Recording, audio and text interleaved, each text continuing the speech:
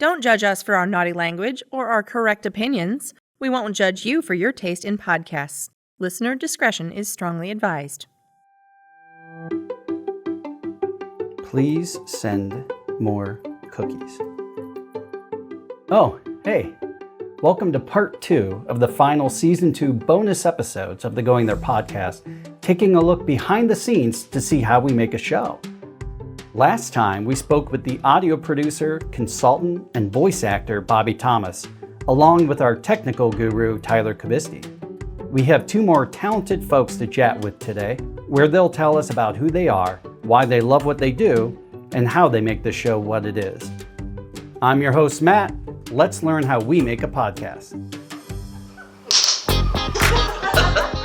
You know what? I forgot. We need to introduce our panel. So I can't help my face is just very expressive. I'll just start that over and we'll cut with B-roll. He ends almost every sentence in baby. this is like the roughest start we've ever had. I love this. I'm almost still drunk from Vegas this morning. Is that camera rolling? Oh, hey, come this way. We're ready for you in the studio. Okay, rolling. Yo, grab your... Thanks for joining us. This is going to be a really good show. Hello, hello. Grab your headphones and listen up.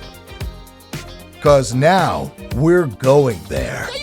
Taboo topics are back on the table. Bobby isn't the only person who works on this show remotely. From the other coast in New York City, calling in right now is Cory Choy, one of the great gurus who works on the audio behind the scenes. Cory, how you doing? Hey, Matt. I'm doing great. Thanks for having me on.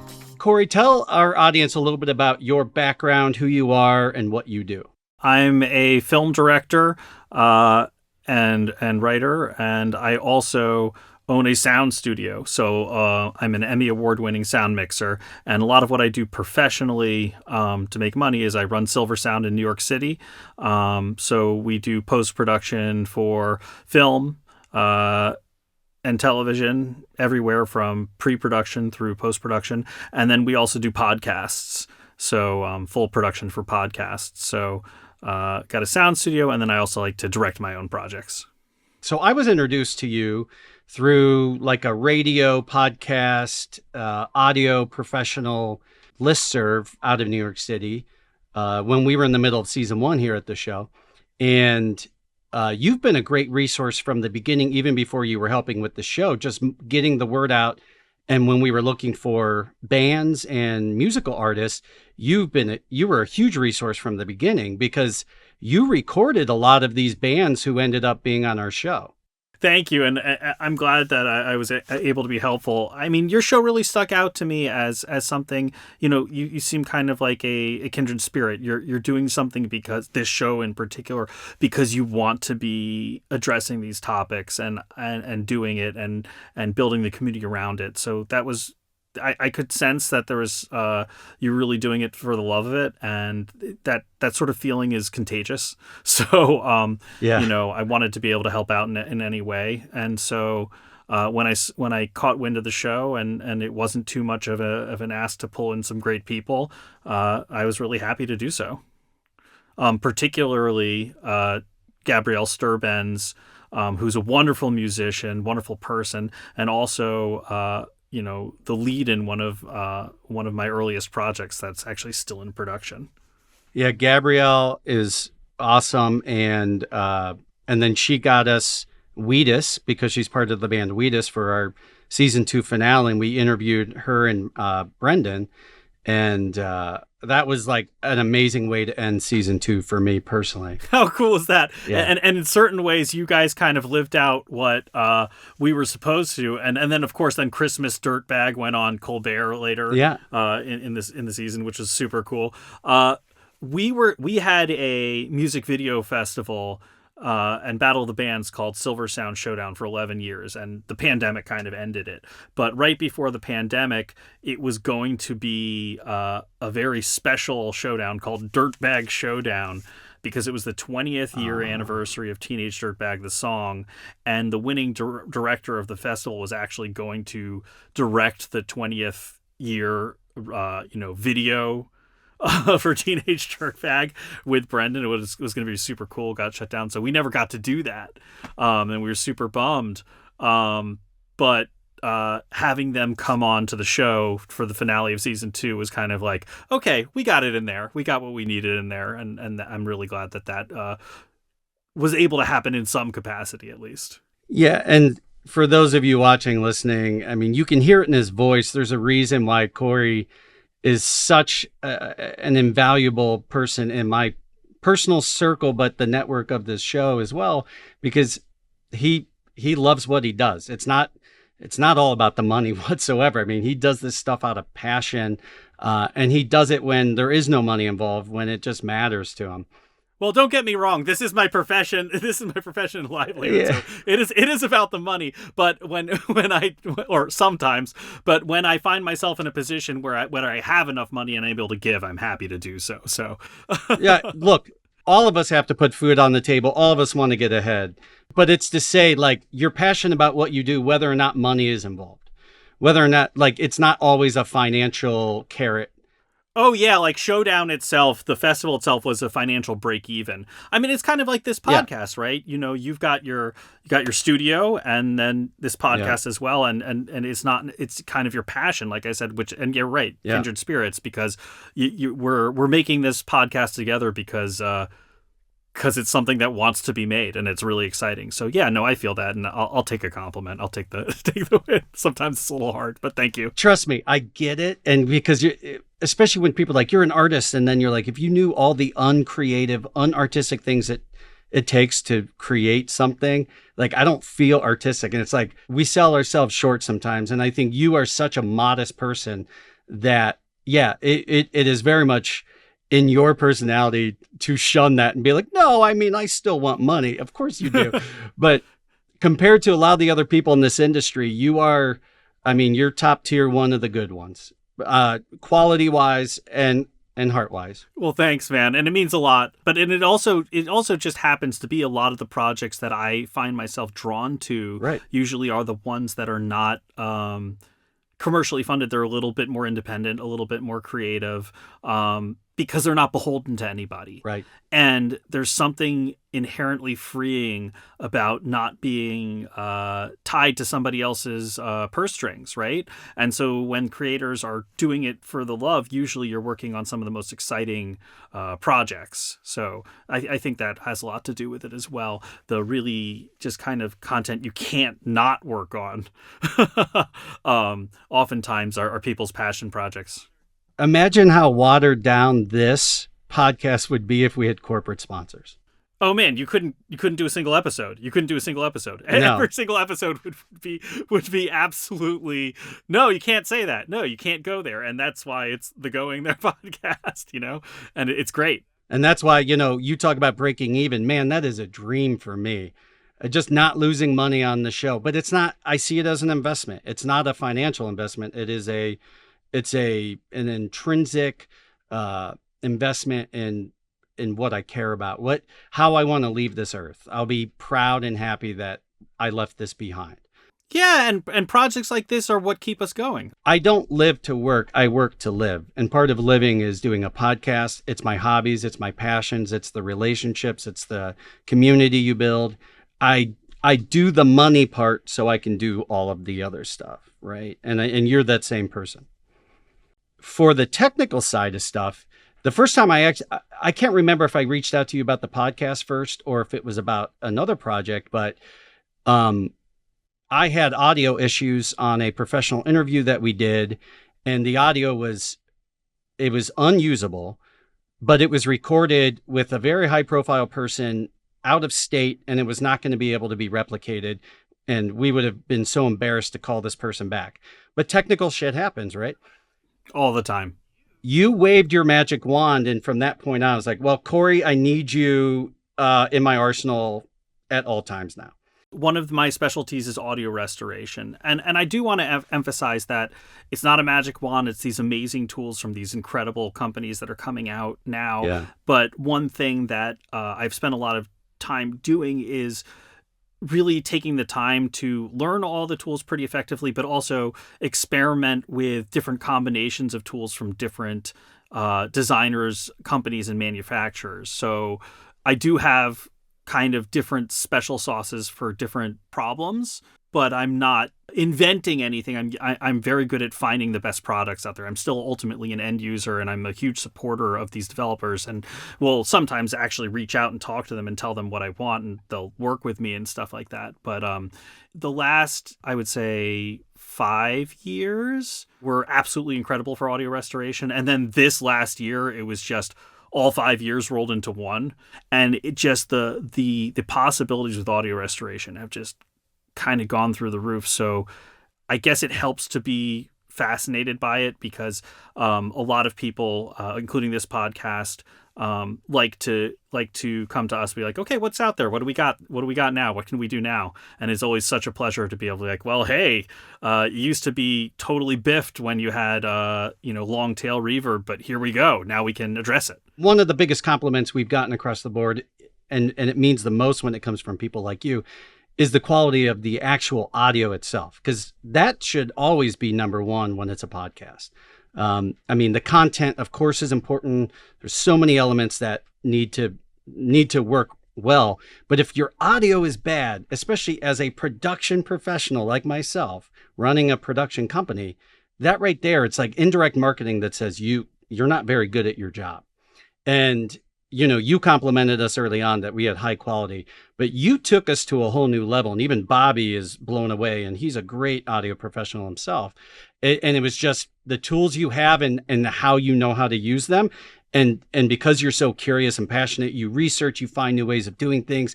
The audio you did for that project, the end result from an unusable, and I mean horrible file, unusable audio, sounded better than any of the highest quality stuff we recorded in that same project. Well, that's extremely flattering and makes me very, very happy. And yeah, another thing that did draw me to this podcast and this project is everybody's taking a lot of care to mic everybody properly, use decent microphones, do it the right way. And I think as a result, it's more fun to listen to. I think shows in general that are pleasing to your ear, it helps the content. And there's certain shows where the content could be extremely important, but the audio is just so piercing, people don't want to hear it. Yeah. And I think that you're right. There's a level of production quality to going there that is absolutely sets itself apart from other quote unquote non-commercial podcasts.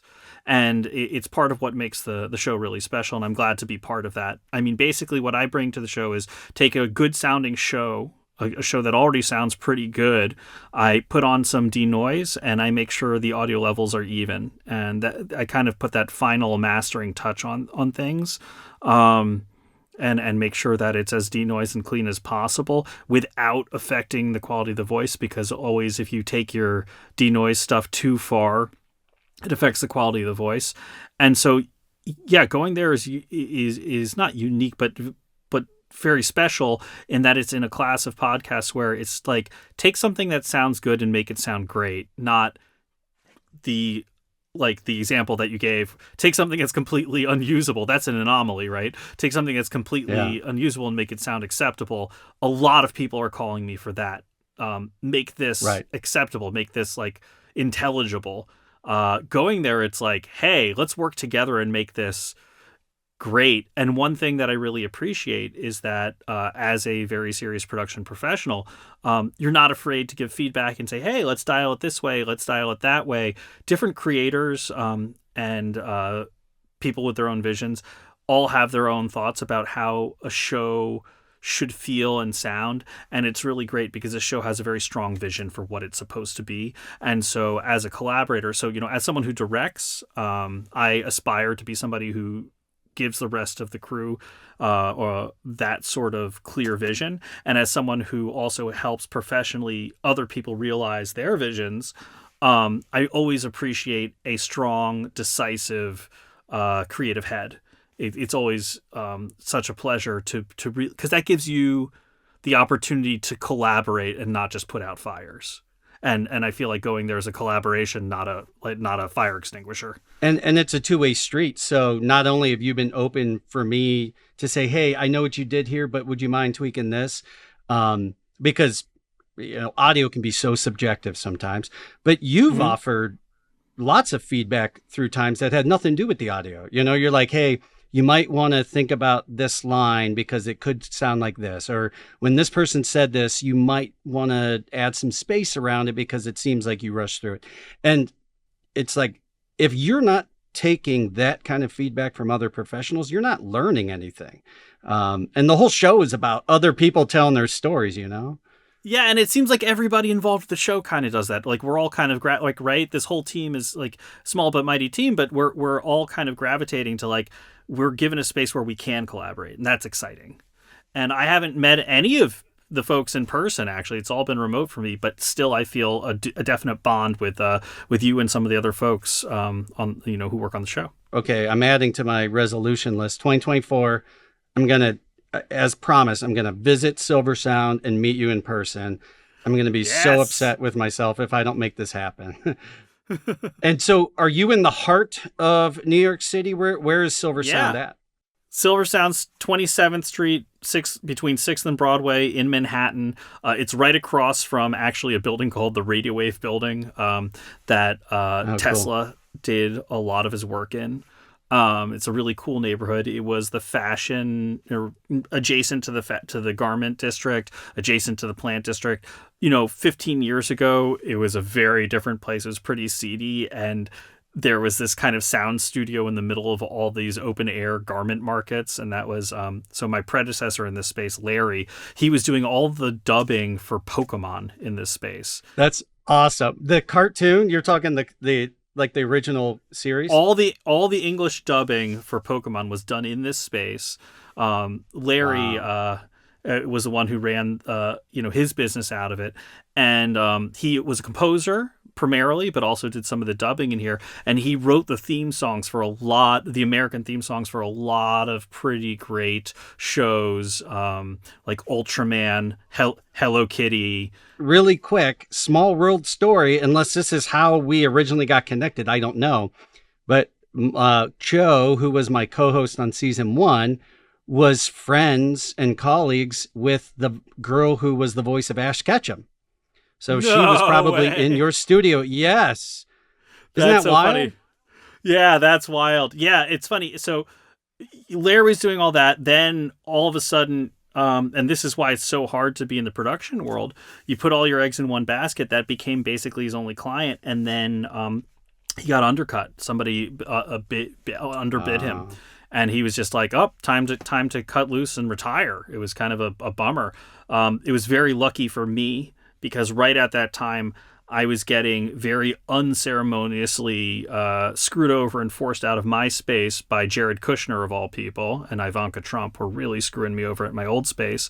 And I was looking for a place to be. Great people. Just let me say, very fine people, those Kushners. Just wonderful humans. They're fucking terrible people. And from personal experience, they're even... I don't want to go into it too much, but I can say... Not at all. We're right around the same age, and it wasn't like they don't view people who don't have as much money as them as people, really. I was just a thing or an object to be pushed around. I wasn't treated like a human, and I don't think they even knew or understood, because they were just throwing around daddy's money what they were doing. They wanted the New York Observer to go. They bought a newspaper. They wanted to put it in space.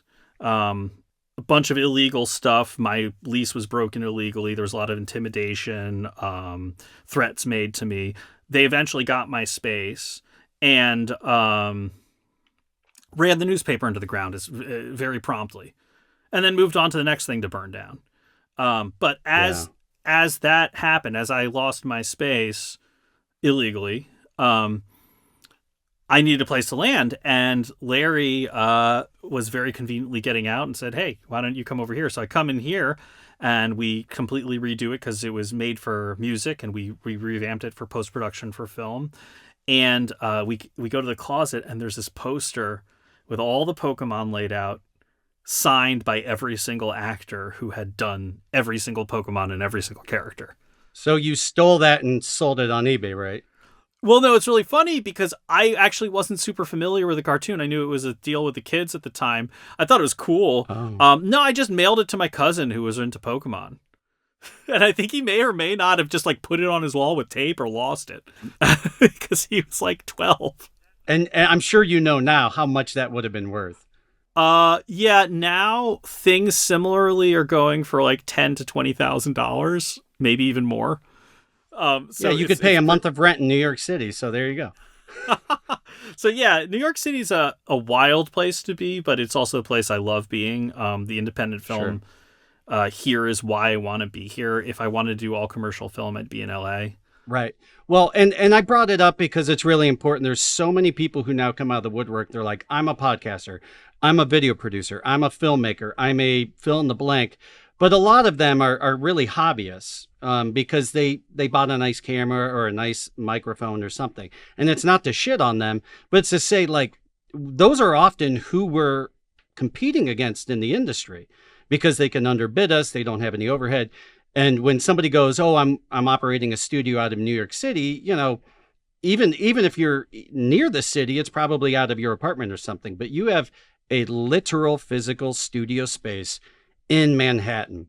That, I mean, anybody who knows anything about New York right away will go, oh, these guys are legit. Like, this isn't a mom and pop shop. This is like real professionals doing this shit. You would never rent in Manhattan and have a space like that if you weren't the real deal. Well, thank you. That means a lot because, yeah, to have a closet in Manhattan is the same price as having a mansion out in, you know, in other places. In Cleveland, yeah. Every single square inch and every single cent is spent on quality here at Silver Sound. So I'm glad you picked up on that. And yeah, it's just surviving through the pandemic. A lot of sound studios had to shut down. And, you know, podcasting was kind of part of that shift and figuring out how to survive when all of a sudden all of the video production went away. Right. It's funny because at Silver Sound, we're a boutique. We work with many, many different clients. And it would be really nice to have an anchor client that really just kind of kept us financially stable. But that is a double-edged sword. That is a double-edged sword. And in a weird way, that's what I think if we had one, I don't think we would have made it through the pandemic. Exactly. When you lose the whale, you know, you can't stay afloat. And that, I've learned that time after time over the years, working for other businesses and my own. If you rely, even if that client is a cash cow, if you rely solely on one thing, you are tied to the hip at that contract. And that's what a lot of people who don't run a small business don't understand. Like, you don't want a golden goose. You want a bunch of smaller ones. I want 10 golden goslings. There you go. You know, what we do, this is so elementary to us. Like, it's just, you know, muscle memory. But a lot of people, even in video production or you're a filmmaker, like, they just don't understand it. And I think it's interesting for you to real quickly talk through like what it actually is, like how it logistically works. So I'll start by saying, like, after I record, you know, when we record, let's say it's a panel of 5 people. Anyone who watches the show, it's like, you've seen it a million times. It's me, and then there's all these other people, and everyone's on their separate microphone. But we're sitting close enough to each other where this microphone's still picking me up, and this person's hearing this, and you're getting a little bit of echo in the room, and there's some background noise.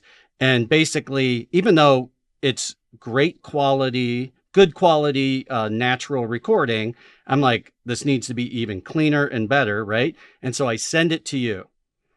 What does Cory do now that he has these files? We select the microphones that are active. So the person speaking, that track stays active, everything else gets muted. We really only want one microphone at a time because with everything there's signal and noise. And as you add more and more open microphones, you're adding more and more noise. You'll notice that as a listener, when there's a lot of people talking over each other, you notice not only does it get louder, but there's more echo, there's more of that background noise. It almost sounds like, holy shit, did you guys move rooms? It's because that noise on each microphone, as you double it and double it, it's exponential. Right. So so first we do mic selection as much as possible. Then what we want to do is try to do noise reduction. And basically there's many different tools that you can use, but we find the right one for the right circumstance. There's echo reduction and there's noise reduction. So if it's too echoey, you try to reduce the echo. By the way, echo or reverb reduction is one of those things that didn't used to be possible that is now possible. That just kind of blows my mind because it was our white whale. It was never going to happen, and then all of a sudden somebody cracked it, and it was just like wow, and it blew things wide open for us. So we do our reduced echo reduction to the point where it sounds natural. Let's pause there real quick because echo reduction, and you mentioned it earlier, but that is not a all or nothing. It is very much a spectrum because the more you take it out, the more you notice digital artifacts and you lose quality of the actual speaking voice. Mm-hmm. And I think that's something that doesn't get enough attention is a really good audio person with fine-tuned ears like yourself knows where to land on that dial. And I think that goes across the board for any plugin in general. Saturation's kind of the same thing, right? It feels good. Let's put more on. It feels good. Let's put more on. It feels great. Let's just turn the saturation all the way up. And then you come back the next day and you're like, wow, what did I just do? Right? Because you have some perspective. Horrible. Yeah. So denoise is kind of the same way. You're just kind of like, wow, this is different than what was there before. This feels good. This feels good. This feels good. This feels good. You really have to take a gut check and say, okay, what did I have originally and where am I now? And is this really better for the audience? Am I just addressing one issue but making other things worse? Or am I actually making it a better overall experience? And I think that's one thing that even the most seasoned professionals have to remind themselves. I have to remind myself. Sometimes I'm just turning up that denoise. And then I realize, okay, yes, I'm satisfying an itch, but am I making the overall product better holistically? And that's something that I think people come to us to think about. So we reduce the noise, reduce the echo, we do our mic selection, and then what we do is we master the mix where we make sure things are as even as possible, or at least everybody's as loud as everybody else and nobody gets too loud. People don't realize, like, if you're an audio person, you walk into a room and you can immediately hear things that the average person would never pick up. You're like, that radiator hisses in the corner. There's a ticking clock on the wall. Someone's wearing a watch, you can hear it. All of these things, it's like you try to eliminate as much of that as possible live. And then in post, anything that's left over, any remnants. And sometimes you get things as dumb as line noise that it's impossible to even trace where it's going. If you have one of your audio cables going from a mic, an XLR cable, crossing over an HDMI cable, you could get interference. And there's so many things that can go wrong, even when you think you've done everything right. It's not like audio engineers come in with just an innate ability to hear better than other people. It's that they practice and they know what to listen to just as much like as a production person will go into a space and have a location checklist. Okay, let me check XYZ. Is the light here? Where's it coming from? How's the windows? Where's my glare? It's the same thing for an audio engineer. On set, like you said, the director and the audio folks are working together and the producers, everybody's working together to try to control their space.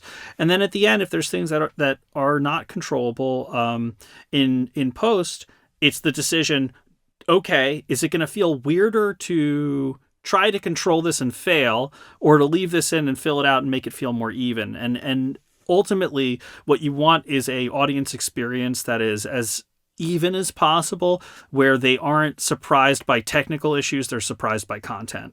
Well, Cory, I just want to say, one, we're so happy to have met you and to have you a part of this show.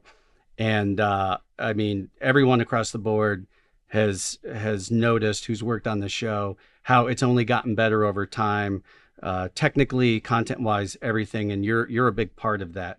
Thanks, man. It means a lot. Before we say goodbye to you, go ahead and plug whatever you want to plug. You are a filmmaker, you are a music and audio guru, and you got a business. So plug away, sir. Thank you. Well, first of all, I just wanted to say thank you for making me part of the team. this is a really special podcast, and it's been such an honor. And yeah, part of what's exciting is that it does keep getting better and better, and I can feel that as well. In terms of plugging things, I've got a movie, my feature film narrative directorial debut. It's called Esme, My Love. It's a psychological thriller / magical realism, and a little bit of a spiritual piece, actually. It's very tense. It's very beautiful. Doesn't have a whole lot of humor in it, but it is what I wanted to make, and it kind of reflected a lot of things I wanted to say. So it's called Esme, My Love, and it's on Amazon and Tubi. And then in the audio realm, we're very excited. We're just kicking off Silver Sound and the Silver Podcast Network are now. We're going to do 2 of these every year. It's the biannual Sonic Dash, which is a 48-hour audio creator contest. And the first dash, actually, the race starts at noon today. So it might have already just started, actually, maybe like right now. What time is it now? I don't even have a clock near me. It is 12:15. So 15 minutes ago, we sent out our prompt, and dashers or participants, audio engineers and audio creators from all over the world, 4 different continents, will be competing for the next 40 hours to make the best up to 2-minute audio only piece. And it's going to be judged by 8 amazing people from the audio industry, including someone who I greatly admire, especially in particular, Julie Shapiro. And the grand prize winner is going to get some cold hard cash, as well as featured on our podcast network. And all the participants actually are going to get some prizes as well. So it's very exciting. We're going to announce all the winners at a live event next Wednesday. Well, where's your website and where can people check you out? So the Sonic Dash website is www.silver-nyc.com/Sonic Dash. And then me is just Cory Choy, CoryChoy.com. So www.corychoy.com. Perfect. Well, thank you, sir. I hope the contest is just a major awesome experience for you. And I really hope you're ready to clean some audio files coming up soon, because we are not stopping this train. I'm so excited for season 3, man. Well, it only took me about 9 freaking months to finally book a trip to New York City, but it finally happened. I got to meet Cory in person and check out the studio. Well, if you've noticed, we've changed locations. We're now at the home studio of our podcast narrator, Mr. Joe Cali, a voice and face you should recognize because he's actually been on the show as a guest in multiple episodes, both seasons. But also you hear him every single episode. Thanks for having us here, Joe. It is my pleasure. Joe, remind our audience a little bit about your background and what you do in the world of voiceover. My background is a few days of doing this, and it is almost exclusively voice acting, providing narrations and some commercials and a lot of training and things of that sort from the nucleus over there, and occasionally having the opportunity to work with friends like you on some unique projects like the Going There podcast. And above and beyond the podcast, you and I work together where there's actually money involved. Boy, oh boy, is that still a thing? Yeah, right. People probably heard your voice, whether or not they know it, in different ads, because you've been a part of national campaigns. You've been a part of, some big product lines. Do you care to name? Yeah, do you care to name any of those? Well, I currently am working with Yamaha Outboards, and we just did a project with Ford and some things in South Africa. And if you're local, you can still hear me every night on TV 55. Oh, no. What do you do for 55? Tonight at 7 on TV 55. If you're over towards Youngstown, I am with 21. First of all, I really love the shirt and outfit you're wearing. You're wearing the Frame One Media colors and brand. Had to. I love it. I think I gave that to you at our unveiling party. You did. So full circle. And so I thought, what better place to wear it than on this episode. You were just telling me a minute ago one of your recent auditions that you were just doing. It's interesting now that, as all of us know, you really aren't in a place where you're getting direction or you're getting cajoled into what they want to hear. It's all, for me anymore, it's 99.9% emails, texts, very little direction, no feedback. So when you grab something like that says we're looking for a documentary style like Sir David Attenborough, and perhaps we could talk about Matt and the Going There podcast with that demeanor. So did they give you the direction of David Attenborough? But that was it. A la David Attenborough. So they're like, we can't afford David Attenborough, so just please do this. Yeah. And I've gotten the same for James Earl Jones. And it's like, gosh, really? Wow. Really? Wow. So who's doing that and saying, well, we can't afford Joe Cali. Do it for a $5. Jesus. Sir David Attenborough, whose brother played John Hammond in Jurassic Park, and Jurassic Park 3, The Ride, was Joe Cali. Full circle. See the movie. Jurassic Park 3. Then live the adventure.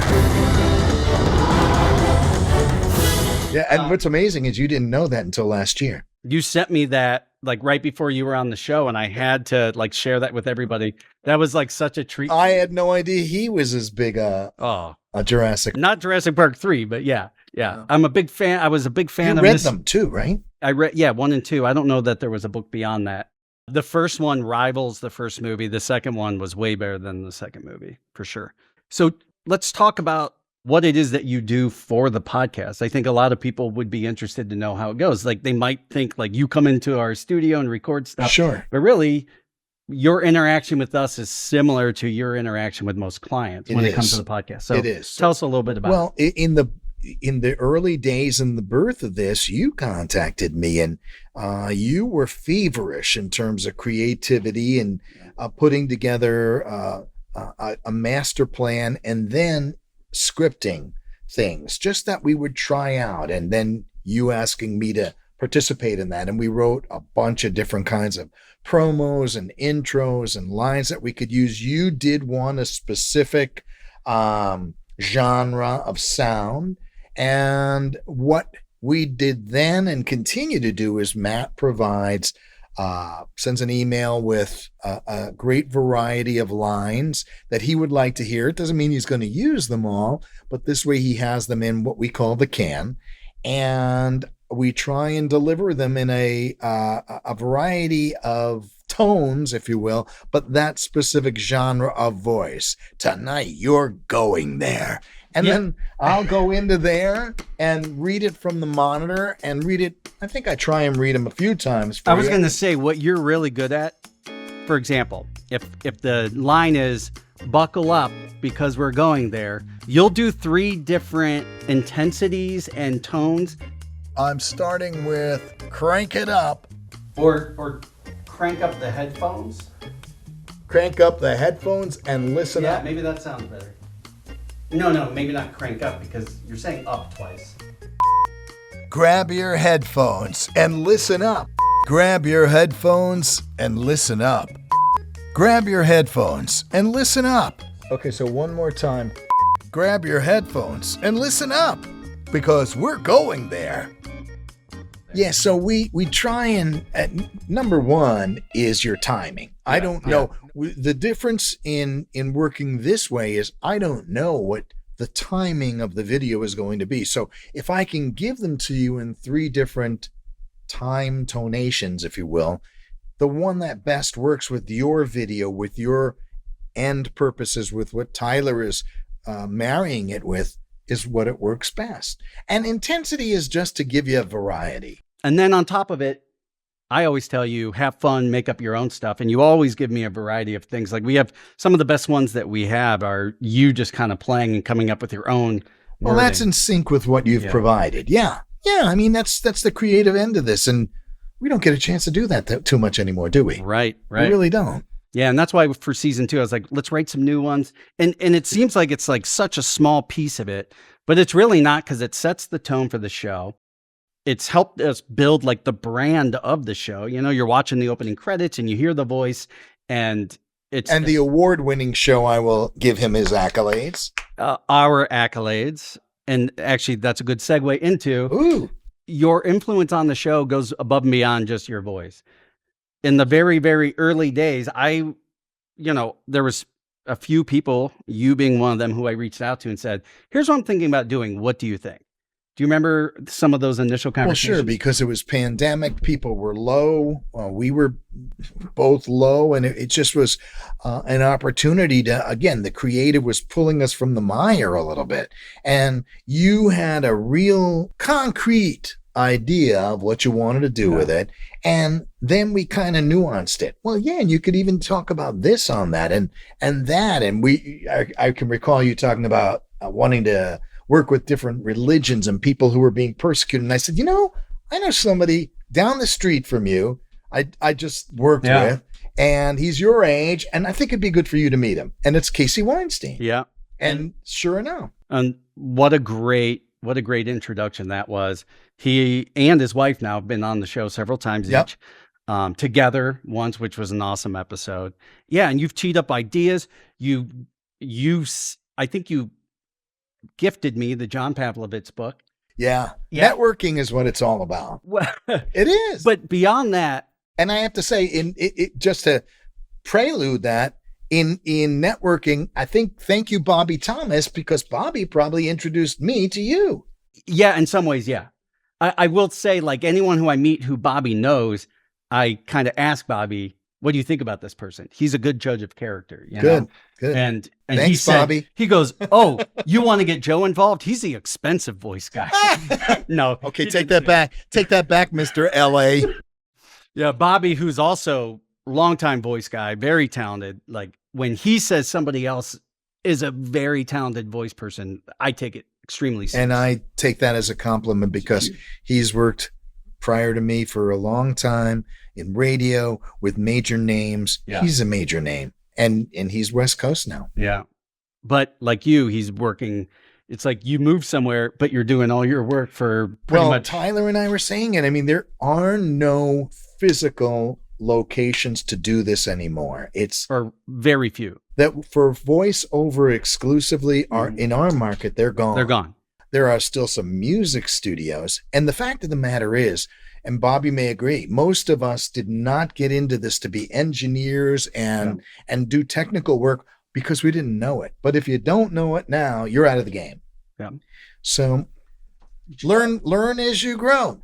Joe, another big influence that you actually had was indirect, because aside from the podcast, but especially during the pandemic, you would reach out if you hadn't heard from me in a week or two and do kind of like a temperature check. Not because you were worried I was like losing my mind. Yes, it was. Well, it was a little bit of that, but I think it was also for both of us to like, it's like you level each other out, and then you and I would get into these deep discussions, many of which birthed the premise of an episode. True. That was another pandemic scenario where I'm sure my soul needed some compassion and yours sounded like it did. And you can just, especially among men, you hear of bromances, but you don't really hear about people talking about, wow, this is really killing me, or this is really talking about emotional depth and emotional topics of interest without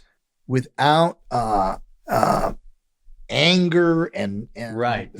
Virulence and it's just I kind of miss that. I do too.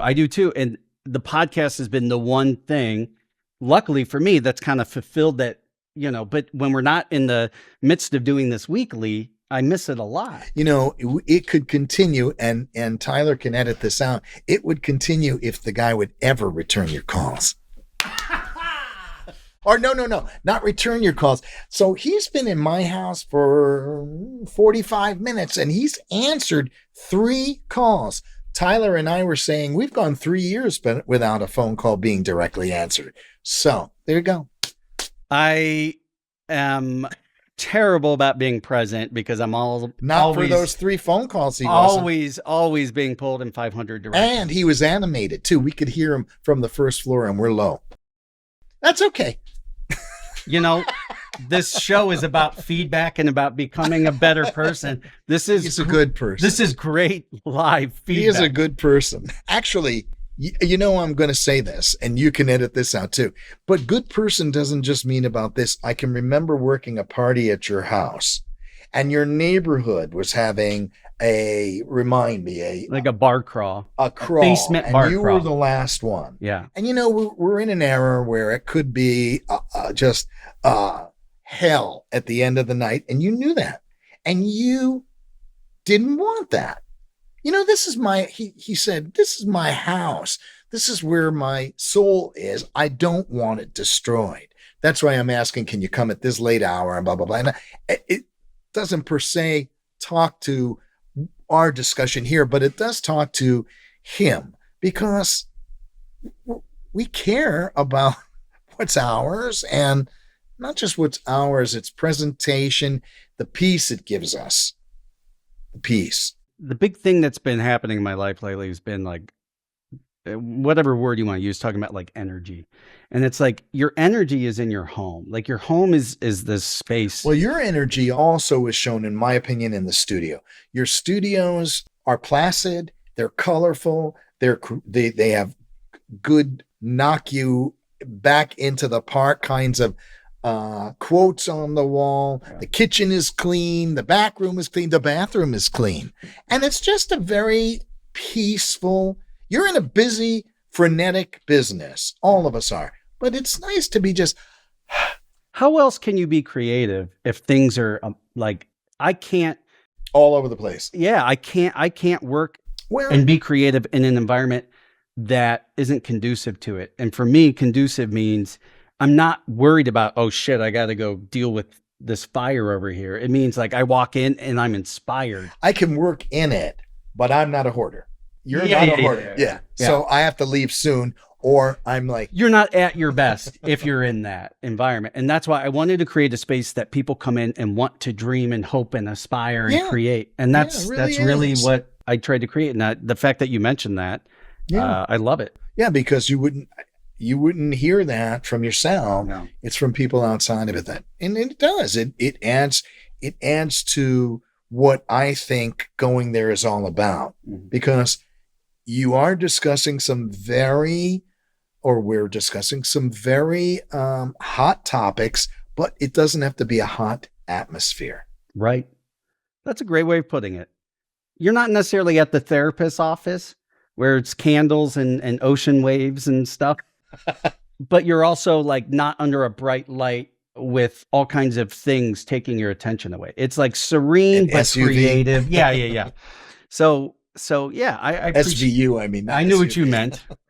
Same thing. Law and order. Sport utility vehicle. Yeah. And then when we were transitioning from season 1 to 2, you were one of the few people who I actually vetted my ideas with. You know, for a lot of things, I'm like, I trust it. I'm just going to go with it. But I was like, look, we're going to go from the 3 hosts to now kind of a panel format where I'm just kind of a facilitator, and we bring in all these different people for each topic, which is going to be way more intense for planning, but I think and logistics, but way more effective, I think, for the conversation. I don't know what your feedback has been, but I think it took off. The feedback has been almost purely like positive, but even telling you're like, that actually sounds great. Yeah. And you're not somebody who would lie to me if you didn't think it sounded good. I mean, it's because not that the first one wasn't, but look at how you've evolved. Yeah. And it's just, the growth has been even more so. I can't wait to see what your 3rd season has in store. 3rd season, we're going to do it live. Fuck it. We'll do it live. We just went there. Now you can go to thegoingtherepodcast.com for links to all the podcast platforms, our socials, and of course, YouTube. While you're at it, give us a rating, share with a friend, and subscribe. This podcast is made possible by its hosts and Frame One Media in association with Tyler Kubisti, Joe Cali, and Bobby Thomas.